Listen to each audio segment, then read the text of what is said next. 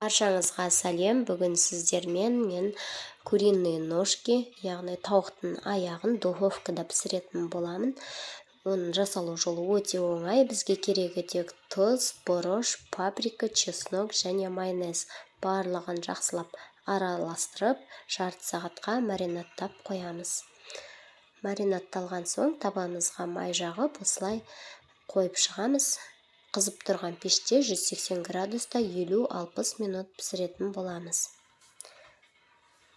Міне менде 1 сағат пісіп шықты. Осылай мен гарнирге картошка фри дайындадым. Картошка фридінің жасалу рецепті менің YouTube каналымда бар. Төменге сілтемесін тастап кетемін.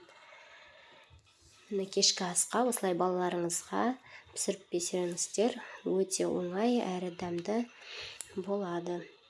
Ас болсын.